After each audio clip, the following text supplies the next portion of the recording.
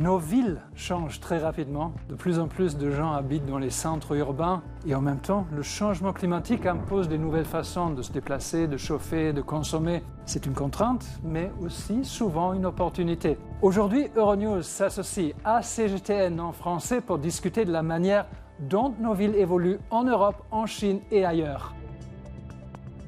Guéry, les Jeux Olympiques à Paris viennent de se terminer. Et comment relever le défi d'utiliser ce genre d'événements pour améliorer la ville sur le long terme? À Paris, ce qu'il faut retenir, c'est que les Jeux en tant que tels ont généré assez peu d'infrastructures propres pour les Jeux. Les Jeux ont surtout servi à renforcer la structure urbaine existante de Paris et à contribuer à réparer ou à résorber certaines inégalités sociales dans l'espace parisien. Quelles sont aujourd'hui les idées les plus innovantes, surtout pour les villes en Chine et comme en Europe, pour combiner l'héritage historique et la modernité d'une ville?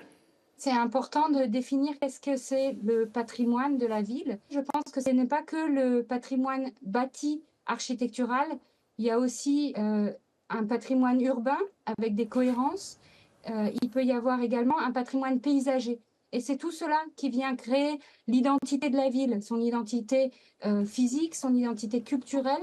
Dans les grandes villes, le problème c'est que les villes ressemblent beaucoup plus à des forêts de ciment. Ce que fait actuellement les municipalités de ces grandes villes, comme à Pékin ou à Shanghai, c'est d'essayer de créer de petits espaces verts au milieu de ces grands bâtiments, etc. Fabrice, avec l'impératif de décarbonisation dans la tête, quelles sont les nouvelles tendances dans la fourniture d'énergie, notamment parce que vous vous en occupez dans les villes?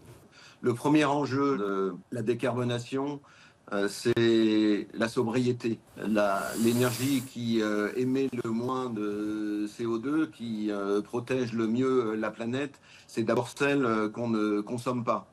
Et donc le sujet, c'est d'abord celui de l'efficacité thermique des bâtiments mieux isolés. Il y a un deuxième enjeu évidemment essentiel de la décarbonation, c'est celui de remplacer les énergies fossiles par des énergies renouvelables. Merci beaucoup à tous nos invités d'avoir participé à notre émission aujourd'hui. Merci beaucoup.